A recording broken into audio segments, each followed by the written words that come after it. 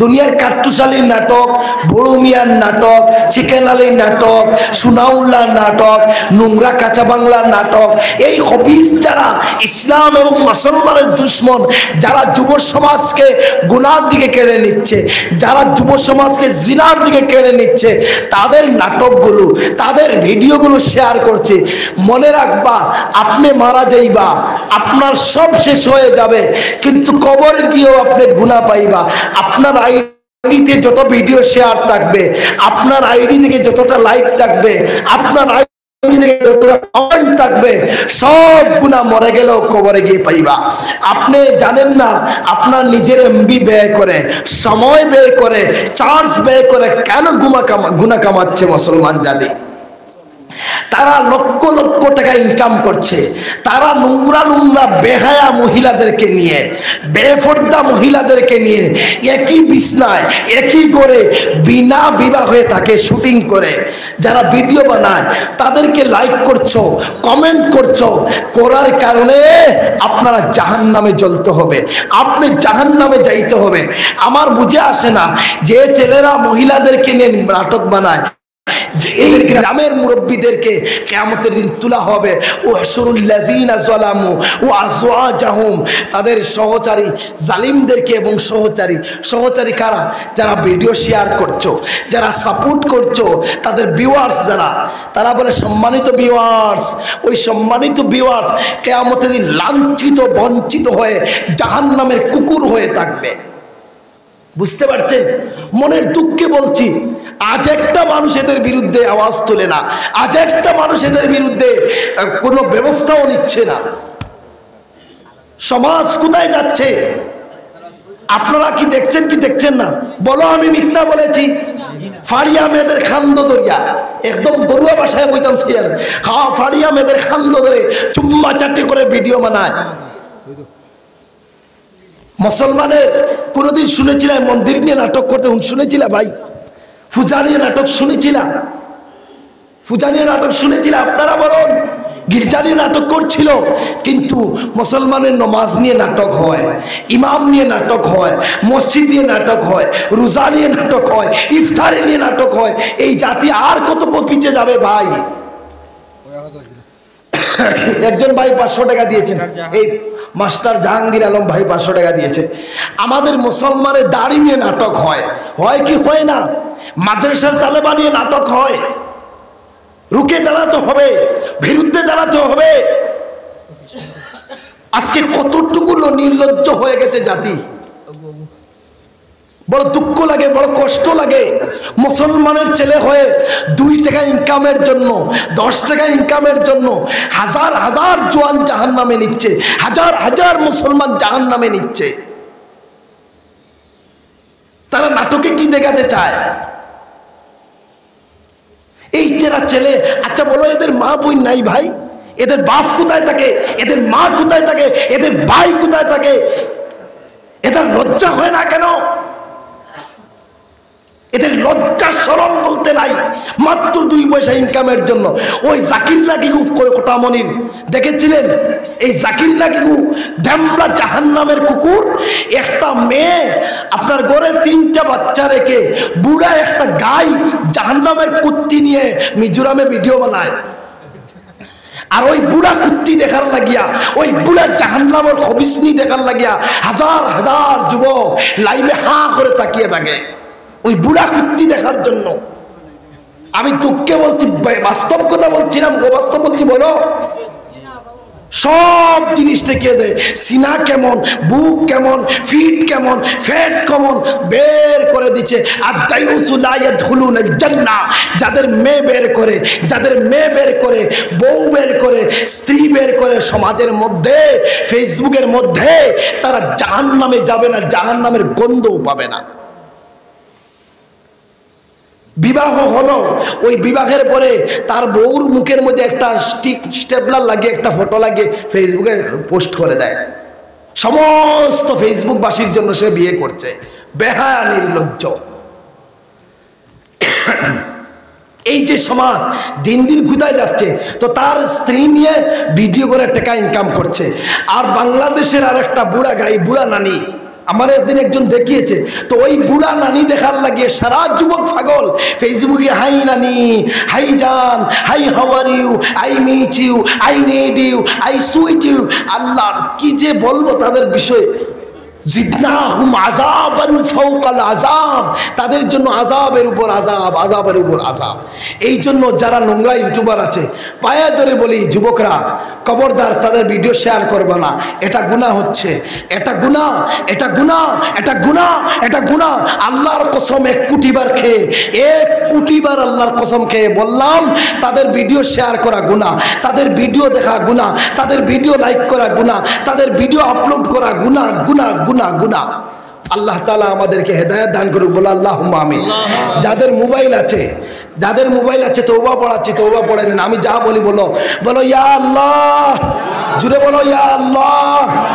আমরা কোনোদিন নোংরা নাটক শেয়ার করব না। ইয়া আল্লাহ, যারা মেয়েদেরকে নিয়ে নাটক করে তাদেরকে সাপোর্ট করব না। জান্নাতিন নাঈম থুল্লাতুম মিনাল আউয়ালিন ওয়া কলিলুম মিনাল আখিরিন। وقال النبي صلى الله عليه وسلم اتق المحارم تكن أعبد الناس، أو كما قال عليه الصلاة والسلام الكيس من دان نفسه وعمل لما بعد الموت، والعاجز من أتبع نفسه هواها وتمنى على الله، أو كما قال عليه الصلاة والسلام. وصلى الله على سيدنا ومولانا محمد جرشري وعلى آله وأصحابه وسلم. وصلى الله على سيدنا ومولانا محمد وعلى آله وأصحابه وسلم. আজকের জলসার সম্মানিত সভাপতি সাহেব, উপস্থিত উলামায়ে কেরাম, মুরব্বিয়ানে কেরাম, প্রাণপ্রিয় যুবক ভাইরা, সর্বপ্রথম রসুল করিম সাল্লাল্লাহু আলাইহি ওয়াসাল্লামের জানানো ভাষায়, শেখানো ভাষায় শান্তির সম্ভাষণ সালাম জানাচ্ছি। আসসালামু আলাইকুম ওয়া রাহমাতুল্লাহি ওয়া বারাকাতুহু। মহান রব্বে করিমের দরবারে লাখো কোটি শুকর গুজারিশ যে রব্বে করিম আমাদেরকে ভালোবেসে দ্বীনি জলসায় আসার এবং কথা বলার তৌফিক দান করেছেন। এই জন্য সকলে উরুসতে কণ্ঠে ইমানের বলে বলিয়ান হয়ে সমসুরে উচ্চ কণ্ঠে বলছি আলহামদুলিল্লাহ। হয়নি, আর একটু জুড়ে বলুন আলহামদুলিল্লাহ। রাস্তাঘাটে যারা বসে আছেন, দোকানে বাজারে ঘরে বসে আছেন, আপনাদের কাছে অনুরোধ করছি, সবিনয়ে অনুরোধ করছি, দয়া করে জলসার ভিতরে চলে আসুন। কারণ এটা এমন একটি জলসা, শত গুনাহ নিয়ে আসলেও বান্দা যাওয়ার সময় সমস্ত গুনাহগুলো মাফ করে দেওয়া হয়। বলুন সুবহানাল্লাহ। এটা এমন একটি জলসা, মাজালিসুল কোরআন, যেখানে কোরআনের জলসা হয়। মাজালিসুল্লাহ ওটা কোরআনের জলসা নয়, মাজালিসুল্লাহ ওটা রব্বে করিমের জলসা হয়ে যায়। বলুন সুবহানাল্লাহ। প্রিয় ভাইরা, ভিন্ন হাদিসে এসেছে আল্লাহ তাআলা বলে, আনা জালিসু, আমি আল্লাহ বসে যাই, মান যাকারানি, বান্দা যখন আমাকে পাওয়ার জন্য বসে। মান যাকারানি, বান্দা যখন আমাকে স্মরণ করতে বসে। কিভাবে জাহান্নাম থেকে বাঁচা যায়, কিভাবে মানুষ জান্নাতি হয়ে যাবে, কিভাবে মানুষ দিনের উপর চলতে শিখবে, এই নিয়তে এই উদ্দেশ্যে যখন বান্দা বসে, তো আল্লাহ বলে বান্দা ওই মুহূর্তে আমি রব্বে করিম তোমার পাশে কুদরতি ভাবে বসে যাই। বলুন সুবহানাল্লাহ।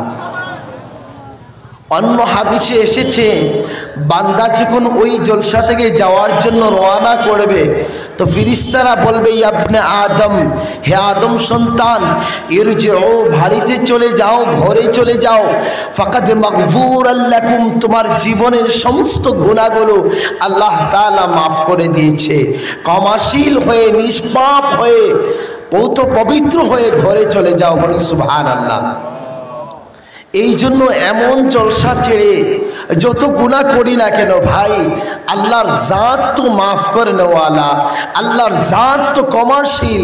সেই ক্ষমাশীল রবের দিকে আজ আমরা আসতে পারি না, অথচ রব আপনাকে আমাকে ডেকে ডেকে বলছে সাবিকু ইলা মাগফিরাতিম মির রাব্বিকুম, হে বান্দারা অগ্রভাগে ধাবিত হও, দৌড়াও সেদিকে, ইলা মাগফিরাতিম মির রাব্বিকুম, যেটায় আসলে পরে রবের মাগফিরাত পাওয়া যায়, যেটায় আসলে পরে আল্লাহ তাআলার ক্ষমা পাওয়া যায়, সেই ক্ষমাশীল রবের দিকে দৌড়াও। জোরে কন্যা সুবহানাল্লাহ। নবীজি বলেন মা মিন কওমিন জালাসু মাজালিসান ইয়াযকুরুনাল্লাহ, নবীজি বলেন মা মিন কওমিন জালাসু মাজালিসান ইয়াযকুরুনাল্লাহ, বিভিন্ন প্রান্তর থেকে, বিভিন্ন জায়গা থেকে, বিভিন্ন ঘর থেকে যখন বান্দারা আসে, মজলিসে বসে, ইয়াযকুরুনাল্লাহ, আর আল্লাহকে স্মরণ করে, আল্লাহকে ইয়াদ করে, আল্লাহকে আল্লাহ বলে ডাকে, তো নবীজি বলেন ইল্লা নাদাহুম মুনাদি আনিস সামা, আসমান থেকে ফেরেশতারা ডাকতে থাকবে, ডেকে ডেকে বলবে কুমু, বান্দা দাঁড়াও, আজ তুমি ঘরে চলে যাও, ফাকাদ কুফিরাত লাকুম, তোমার জীবনের সমস্ত গুনাহগুলো আল্লাহ মাফ করে দিয়েছেন। বলুন সুবহানাল্লাহ। যখন ফেরেশতারা গুনাহগুলো ক্ষমা করে দেয়, বান্দা যখন চলে যাইতে থাকে, আল্লাহ রাব্বুল আলামিন বলেন রে ফেরেশতারা, গুনাহ ক্ষমা করলে ক্লান্ত হলে চলবে না, গুনাহ ক্ষমা করে দিয়ে ক্লান্ত হলে চলবে না। আমার বান্দা জীবনে যতটা গুনাহ মাথায় নিয়ে এসেছিল, যাওয়ার বেলায় ওই সমস্ত গুনাহগুলো বদলে নেকি দিয়ে পরিবর্তন করে দাও। বলুন সুবহানাল্লাহ। وَبُدِّلَتْ سَيِّئَاتِكُمْ حَسَنَاتٍ وَبُدِّلَتْ سَيِّئَاتِكُمْ حَسَنَاتٍ, বান্দা জীবনে যতটা গুনাহ নিয়ে এসেছিল প্রত্যেকটা গুনাহ মাফ করে এক একটা গুনার বিনিময়ে এক একটা নেকি দান করে দাও। অর্থাৎ বান্দা যদি 1 লক্ষ গুনাহ নিয়ে আসে, ওই 1 লক্ষ গুনাহগুলো আল্লাহ তাআলা ক্ষমা করে বলেন 1 লক্ষ নেকি তার আমলনামায় লিখে দাও। সুবহানাল্লাহ। বান্দা 1 লক্ষ গুনাহ নিয়েও যদি এই জলসায় আসে, তো যাওয়ার বেলায় খালি হাতে যায় না, 1 লক্ষ গুনাহ ক্ষমা হয়ে 1 লক্ষ নেকি নিয়ে যায়। জুড়ে বলতেন না সুবহানাল্লাহ। শত আফসোস এই জাতির জন্য, আজ আমাদের ফ্রি ফায়ারের সময় হয়, পাবজিতে সময় হয়, ইউটিউবের সময় হয়, ফেসবুকের সময় হয়, খেলাধুলায় সময় হয়, নাইট টুর্নামেন্টের সময় হয়, কিন্তু আমাদের সময় আল্লাহর ঘর মসজিদে হয় না, আমাদের সময় জোহরে পাওয়া যায় না, আসরের সময় পাওয়া যায় না, মাগরিবের সময় পাওয়া যায় না। ও যুবক ভাইরা, সব জায়গায় আপনার সময় হয়, আল্লাহর ঘরে সময় পাওয়া যায় না, দিনের রাস্তায় সময় পাওয়া যায় না। ঠিক বললাম না ভুল বললাম ভাই? আমার ভাষা বুঝতে পারছেন তো সবাই? কোনো অসুবিধা হচ্ছে না তো? আজ আমাদের ইয়াং জেনারেশন যারা, যুবক ভাই যারা, সব জায়গায় তাদের সময় হয়, কপাল পুরা যুবক, সময় হয় না আল্লাহর ঘর মসজিদে। সব জায়গায় সময় দেওয়া যায়, আল্লাহর জিকিরের সময় দেওয়া যায় না, কোরআন তিলাওয়াতের সময় দেওয়া যায় না, আল্লাহর নাম নিতে সময় দেওয়া যায় না, আজ 30 বছর যুবকের বয়স হয়ে গেল, কিন্তু তার গোটা জীবনের মধ্যে, গোটা 30 বছরের মধ্যে একদিনও এসে ফজরের জামাতে নামাজ পড়ে না, এমনও যুবক সমাজে কোনো আছে? আপনাদের এখানে আছে? আমাদের কলকাতায়ও আছে, আমাদের আসামেও আছে। এমনও যুবক আছে 40 বছর বয়স হয়ে গেল, তার গোটা জীবনের মধ্যে একদিন জোহরের নামাজ মসজিদের সময় মতো পড়ে না। একজন এসেছিল 65 বছর বয়স, তো বলল হুজুর তওবা করতে চাই। তো আমি বললাম ঠিক আছে হুজুর তো তওবা পড়াবেন, ভালো কথা, তো বলো দেখি তোমার জীবনে কতদিন জোহরের নামাজ জামাতে পড়েছো? বলল আল্লাহর কসমকে বলি আমার জীবনে একটা ওয়াক্ত পড়িনি, একদিন পড়েছিলাম যেদিন আমার বিয়ে ছিল। মানে যেদিন তার বিয়ে ছিল ওই দিন টেকিয়াফতি আল্লাহু আকবার দিয়েছিল। আর তার জীবনে বলছে, সে নিজে বলছে তার জীবনে কোনো দিন জোহরে নামাজ জমাতে পড়েনি। হায় হায়, দুঃখ রাখি কোন দিকে? হাজারো যদি নসিহত করা হয়, হাজারো যদি কোরআন থেকে আলোচনা করা হয়, আর এই জাতির যদি কর্ণকুহরে ঢুকে না, এই ওয়াজের কি বা ফায়দা আছে? আজ মানুষ আছে কে কতটুকু হাসালো, কে কতটুকু কাঁদালো, কার সুর কেমন, কার কণ্ঠ কেমন, এই উদ্দেশ্যে আসে। যদি মানুষ আমলের নিয়তে আসলো, যদি আমলের নিয়তে আসতো আর বছরে 20 জন করে নামাজি হতো, তাহলে 10 বছরে 10 দুগুণা কতজন ভাই? 200 জন মানুষ নামাজি হয়ে যেত। কিন্তু বিপরীত, আজকে ওয়াজ করার পরেও যেমন ওয়াজের আগেও তেমন থাকবে, ফজরে মানুষ বাড়বে না। ঠিক বললাম না ভুল বললাম? আজ আমরা দেখতে পাচ্ছি আমাদের সব জিনিস হরণ করা হচ্ছে, আমাদের অধিকার খর্ব হয়ে যাচ্ছে, আমাদের উপর লাঞ্ছিত বঞ্চিত রাত দিন চলছে, আমরা অপমানিত হচ্ছি, লাঞ্ছিত হচ্ছি, বঞ্চিত হচ্ছি, আমাদের অধিকার কেড়ে নেওয়া হচ্ছে, আমাদের হৃদয় স্পন্দন, আমাদের বিভিন্ন জায়গাগুলো দখল করা হচ্ছে। কারণ কেউ দায়ী নয়, দায়ী আপনি আর আমি। বুঝতে পারছেন? আমরা নিজেরাই দায়ী। আজ যদি ভারতের জমিনের ভিতরে আমরা যদি ইসলামকে মানতে শুরু করি, ইসলামের উপর আমল করতে শুরু করি, তাহলে সমস্ত পৃথিবী আমাদের পায়ের নিচে আসবে, সমস্ত পৃথিবী আমাদেরকে স্যালুট জানাবে, সমস্ত পৃথিবী আমাদেরকে মাথার তাজ বানিয়ে রাখবে, কোনো পরাশক্তি আমাদেরকে পরাজিত করতে পারবে না। জোরে কোন সুবহানাল্লাহ। এটা আমার মুখের কথা না, ঋগ্বেদে এসেছে, অথর্ববেদে এসেছে, যজুর্বেদে এসেছে, সামবেদে এসেছে, উপনিষদে এসেছে, মহাভারত রামায়ণে এসেছে, গীতার মধ্যে এসেছে। বলবো শুনবেন?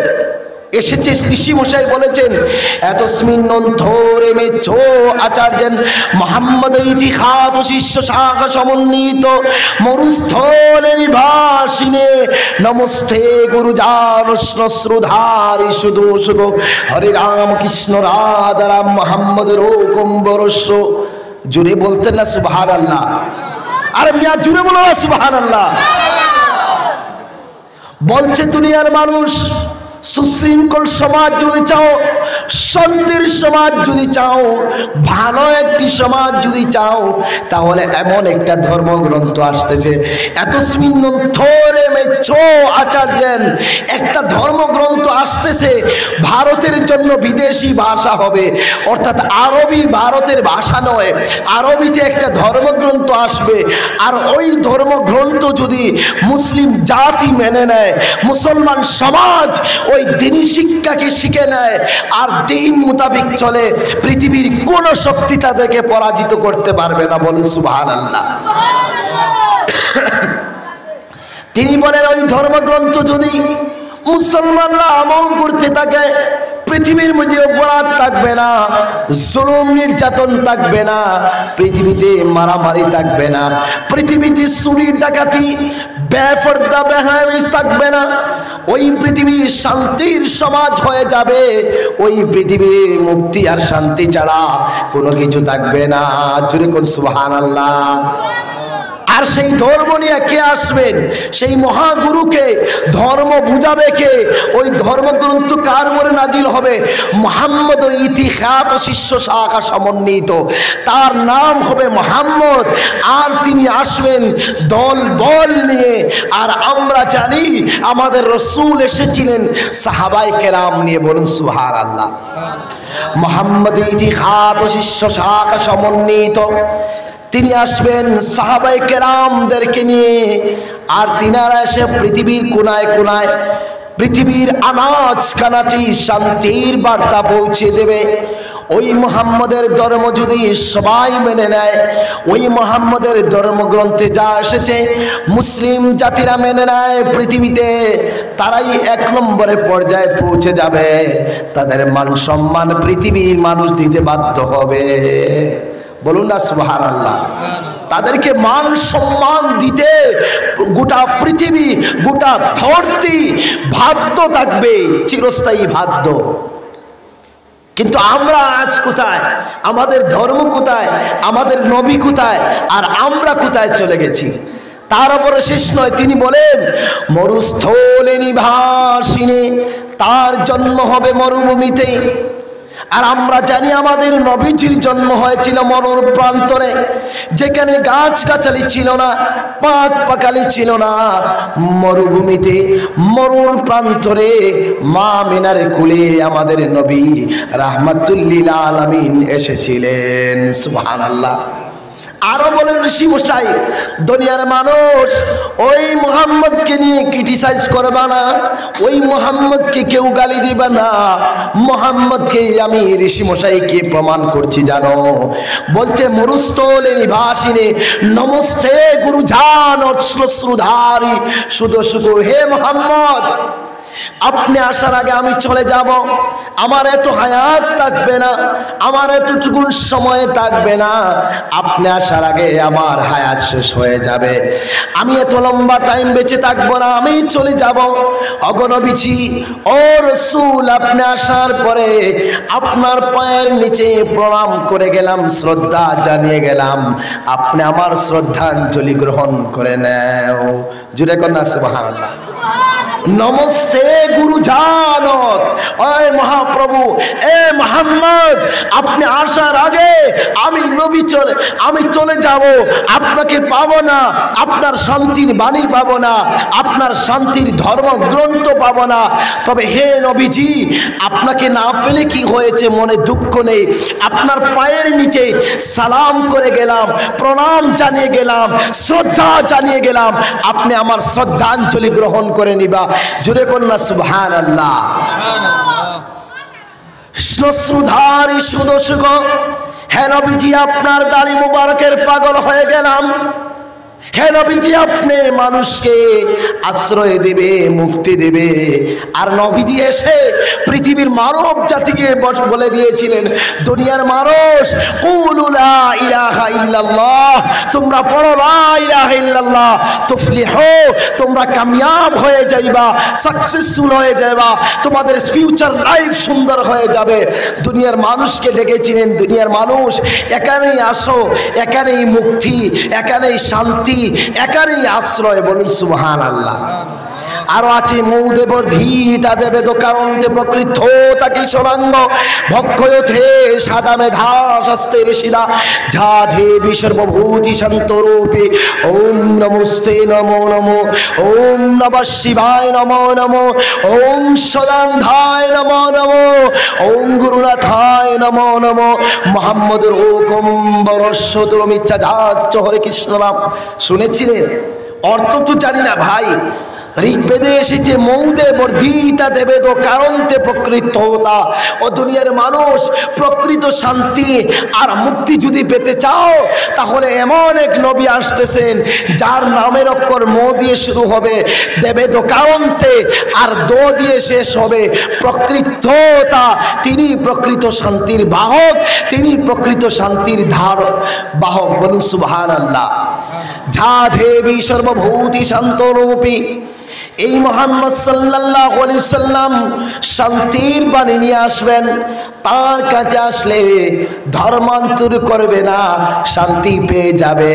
তার আচাল চলন উঠা বসা সমগ্র জাতির জন্য রহমত, সমগ্র জাতির জন্য তিনি রহমত হিসাবে আসবেন। বলুন সুবহানাল্লাহ। এই জন্য আমি প্রত্যেকটা প্রোগ্রামে, প্রত্যেকটা জলসায় আমি উভয় ধর্মাবলম্বীকে দাওয়াত করে থাকি। কেন থাকি? মানুষ আসুক, আসলে জানবে বেদে এসেছে কি, গীতাতে কি এসেছে, মানুষ শিখবে, জানবে। আজ হিন্দু সমাজ বলো, মুসলিম বলো, খ্রিস্টান বলো, বৌদ্ধ বলো, সবাই তাদের ধর্ম থেকে দূরে চলে গেছে। তাই তো আজকে হিংসা, জিজ্ঞাসা, ঘৃণা। বুঝতে পারছেন? আজ আমাকে গাড়ি থামিয়ে কি যে না করছে। পরবর্তীতে আমি বললাম, আচ্ছা ঠিক আছে, তোমরা যে আমাকে গাড়ি আটকে রেখেছো মিছিলের জন্য, আমাকে যেতে দিচ্ছ না, তোমরা একটা যদি ক্ষমতা থাকে তাহলে চণ্ডীপাঠটা বলো তো দেখি। নাই, কেউ চণ্ডীপাঠ বলতে পারলো না। আমি বললাম, তুলসী পূজার মন্ত্রটা বলো তো দেখি, দুর্গা দেবী পূজার মন্ত্রটা বলো তো দেখি। কেউ পারে নাই। মন্দির দেখলে কি পড়তে হয়, মন্দিরে ঢুকতে কি পড়তে হয় জানে না। পরে বললাম, জেনে রাখো, তোমাদের সবচেয়ে বড় লোকেন্দ্র গোসাই, যিনি অনেক বড় পণ্ডিত, তিনি আমার ছাত্র হয়। বলুন সুবহানাল্লাহ। সর্বধর্ম সমন্বয় একটা কমিটি আছে, 4 বছর জেনারেল সেক্রেটারি ছিলাম। সেখানে ইহুদি থেকে, নাসারা থেকে, খ্রিস্টান থেকে, বৌদ্ধ থেকে, জৈন থেকে, মুসলিম, হিন্দু সবাই আমরা একই জায়গায় ছিলাম, একই কমিটিতে ছিলাম। বলো সুবহানাল্লাহ। আজ আমি এই জন্য বলি, প্রত্যেকটা মানুষ ধর্ম ভুলে গেছে। আজ যদি হিন্দু ভাইরা সঠিকভাবে ধর্ম জানতো তাহলে এত হিংসা হতো না। আজ মুসলিম জাতিরা যদি তাদের ধর্ম জানতো তাহলে সমাজে এত হিংসা হতো না। আজ খ্রিস্টান জাতি যদি তাদের বাইবেল পড়তো সঠিকভাবে তাহলে তারাও এত হিংসুক হতো না। যেমনভাবে মুসলমান হিংসুক হতো না, তেমনভাবে অন্য ধর্মাবলম্বীও হিংসুক হতো না। কারণ কোনো ধর্ম হিংসা নিয়ে আসে না, ঘৃণা নিয়ে আসে না, কোনো ধর্ম সন্ত্রাস নিয়ে আসে না। প্রত্যেকটা ধর্ম শান্তি নিয়ে এসেছিল, ঐক্য নিয়ে এসেছিল, ভালোবাসা নিয়ে এসেছিল, সম্প্রীতি নিয়ে এসেছিল, ভ্রাতৃত্ব নিয়ে এসেছিল। বলুন সুবহানাল্লাহ। আপনারা জানেন ঋগ্বেদে এসেছে, শ্রীকৃষ্ণ বলেছিলেন বরণং পরন্থাৎ, যারা অন্য ধর্মাবলম্বীকে হিংসা করে, ঘৃণা করে, তারা আমি শ্রীকৃষ্ণকে ঘৃণা করলো। বুঝতে পারছে? বরণং পরন্থাৎ, তারা আমাকে ঘৃণা করলো, তারা আমাকে হত্যা করলো। আর নবীজি বলেছিলেন, দুনিয়ার মানুষ তোমাদের চতুর্দিকে যদি মুসলিম থাকে আর সংখ্যালঘু যদি মাইনরিটি কোনো পরিবার তাকে, হিন্দু হোক মুসলিম হোক, আর সেই ব্যক্তিকে যদি যন্ত্রণা দাও, কষ্ট দাও, তাহলে কাল কিয়ামতের দিন আমি নবী তোমাদের বিরুদ্ধে দাঁড়িয়ে যাব। বুঝতে পারছেন? কোথাও কোরআনে নেই, হাদিসে নেই যে হিন্দু ভাইকে আঘাত করতে হবে, হিন্দুদের মন্দিরে গরুর মাংস ঢুকাতে হবে। কোথাও লেখা নেই, কোথাও লেখা নেই বিনা দোষে, বিনা কারণে অন্য ধর্মাবলম্বীকে হত্যা করো, মারো। এটা কোথাও আমাদের ধর্মগ্রন্থে নেই।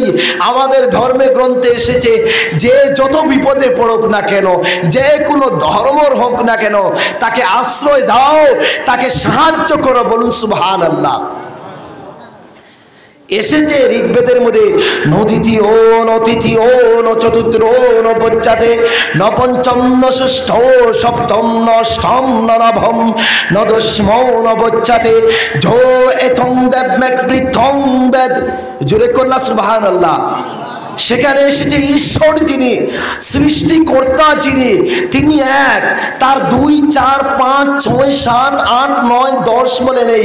জো এতং দেব মেক বৃত্তং বেদ, যারা পৃথিবীর মানুষকে মানবতা বুঝে মূল্য দেয়, যারা মানুষকে মানুষ হিসাবে দেখে, যারা মানুষকে মানুষ হিসাবে স্বীকৃতি দেয়, এখানে ধর্মের ধার ধারে না, এখানে মানুষ হিসাবে অধিকার বাঁচিয়ে রাখে, তারাই স্বর্গে যাবে, তারাই ঈশ্বর লাভ করলো, তারাই ভগবানের প্রিয় পাত্র।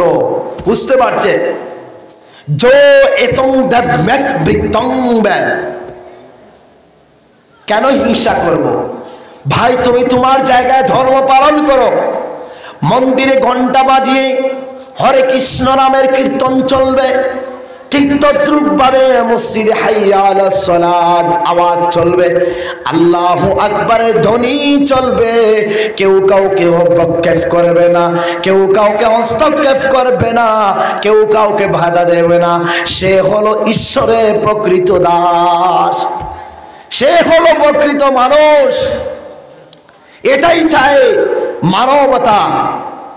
আরো আছে হুদার বিন্দ্র মহাশরীন্দ্র অল্লং জ্যেষ্ঠং শ্রেষ্ঠং পরমং ব্রহ্ম আল্লাহ আদলাং বুকমে কলিকার্তিকম মোহাম্মদের অকম্বরস্য। সৃষ্টিকর্তা একজনই, তিনি হচ্ছে আল্লাহ। বলো না সুবহানাল্লাহ। মোহাম্মদ রকম বরস্য, আর মোহাম্মদ হচ্ছে অতি বরণীয়, তাকে বরণ করতে হবে, স্মরণ করতে হবে। জুড়ে বলতে না সুবহানাল্লাহ। লা ইলাহা দি পাপম ইল্লা ইলাহা পরম পাদম জন্মজয়ী কণ্ডিত জপি মোহাম্মদ। যদি তুমি ইন্দ্রের রাজা, সমস্ত পৃথিবীর রাজা হচ্ছেন আল্লাহ, তিনি ক্ষমা করে দিতে পারবেন। জন্মজয়ী কণ্ডিত জপি মোহাম্মদ। আর জন্মজয়ী কণ্ডে যদি যেতে চাও, স্বর্গরাজ্যে যেতে চাও, তাহলে মুসলিমরা তোমাদের মোহাম্মদের নাম জপ করো। বলো না সুবহানাল্লাহ। আচ্ছা, আমরা ধর্ম একদিকে, আমরা অন্যদিকে। তো আমরা যে আজ লাঞ্ছিত, বঞ্চিত, পদদলিত, কারণ একটাই। আল্লাহ বলেন ওয়ামান আ'রাদা আন যিকরি, আল্লাহ বলে বান্দা যখন আমার জিকির থেকে সরে যাবে, আমার দ্বীন থেকে সরে যাবে, আমার ইসলাম থেকে সরে যাবে, ফাইন্না লাহু মাঈশাতান দানকা, তাদের জীবন সংকুচিত হয়ে যাবে, সংকীর্ণ হয়ে যাবে, ওই জীবনে সুখের মুখ দেখবে না। কি বললাম? ওয়ামান আ'রাদা আন যিকরি, বান্দা যখন আল্লাহর জিকির থেকে সরে যাবে, ইসলাম থেকে সরে যাবে, তখন আল্লাহ তাআলা বলেন ফাইন্না লাহু মাঈশাতান দানকা। আল্লাহ বলে বান্দারে, তখন তোমার জীবনে সুখের মুখ দেখবা না। সমাজের মধ্যে ছেলে বাবাকে সম্মান করবে না, স্বামী স্ত্রীর মধ্যে মিল মহব্বত থাকবে না, অশান্তি আর অশান্তি ঘরে ঘরে দেখা দিবে। যখন বান্দাগুলো আল্লাহর জিকির থেকে সরে যাবে, মসজিদ থেকে সরে যাবে, তখন অভাব-অনটন একটার পর একটা আসতে থাকবে, একটা বিপদের পর আরেকটা বিপদ আসতে থাকবে।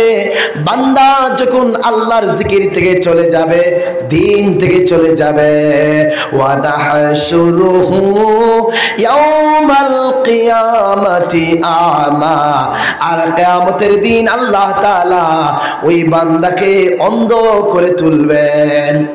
দুনিয়ায় তো সুখের মুখ দেখবে না, দুনিয়ায় একটা বিপদের পর আরেকটা বিপদ, এক অভাব যাইতে অন্য অভাব আসবে। দুনিয়ায় তো অভাব থাকবে, কষ্ট থাকবে, দুঃখ থাকবে, আর কিয়ামতের ময়দানে, কিয়ামতের মাঠে ওয়া নাহশুরুহু ইয়াউমাল কিয়ামাতি আমা, আল্লাহ তাআলা তাদেরকে অন্ধ বানিয়ে উত্তোলন করবেন। জুড়ে বলা যাবে না নাউযুবিল্লাহ। বান্দা বলবে আচ্ছা ঠিক আছে, আমাকে আপনি দিয়েছেন, আমি আপনার হায়াতের জন্য মসজিদে দিয়ে দিলাম। ঠিক আছে, ঠিক আছে, বসুন, ঠিক আছে। আল্লাহ রাব্বুল আলামিন বলেন ওয়া নাহশুরুহু ইয়াউমাল কিয়ামাতি আমা, যে বান্দা মসজিদে আসবে না, দিনের ধার ধারবে না, কোরআন হাদিস মতো চলবে না, এই জীবনে যা মন চাইবে তা করবে, সুদ খাইবে, মদ খাইবে, জোয়া কেনা যাবে। আল্লাহ বলে কিয়ামতের দিন চক্ষু খুলে যখন অন্ধ করে তোলা হবে, বান্দা বলবে ক্বালা রাব্বি লিমা হাশারতানি আমা। বান্দা বলবে রব্বুল আলামিন আমাকে আজ কিয়ামতের মাঠে অন্ধ কেন বানালেন? ওয়া ক্বাদ কুনতু বাসীরা, আমি তো দুনিয়ায় অন্ধ ছিলাম না। রব্বুল আলামিন হাসরের মাঠে কেন আমি অন্ধ হয়ে গেলাম? এই দুনিয়ায় আমি অন্ধ ছিলাম না। আল্লাহ বলবে ক্বালা কাযালিকা আতাতকা আয়াতুনা ফানাসিতাহা। ক্বালা কাযালিকা, যেভাবে এসেছিল আতাতকা তোমার কাছে, আয়াতুনা আমার আয়াত। আলিম উলামারা এসে বয়ান করেছিল জাহান্নামের কথা। আলিম উলামারা এসে বলেছিল যে গুনায় যাইবা না, ফজরে ঘুমাইবা না, জোহরে কাজ কর্ম ছেড়ে একটুখানি আল্লাহকে সিজদা দিবা। ফানাসিতাহা, তুমি ভুলে গিয়েছিলা, তোমার কর্ণকুহরে সেই কথা ঢুকেনি, তুমি ভুলে গিয়েছিলা। ওয়াকাযালিকাল ইয়াউমা তুনসা, আজ হাসরের মাঠে আমি আল্লাহ সেইভাবে ভুলে গেলাম। আজ আমি আল্লাহ তোমাকে ভুলে গেলাম। শুধু ভুলে গিয়ে শেষ নয়, আল্লাহ বলে সুম্মা নুনাজ্জিল্লাযীনা তাকাউ ওয়া নাযারুজ যালিমিনা ফিহা জিসিয়া। সুম্মা নুনাজ্জিল্লাযী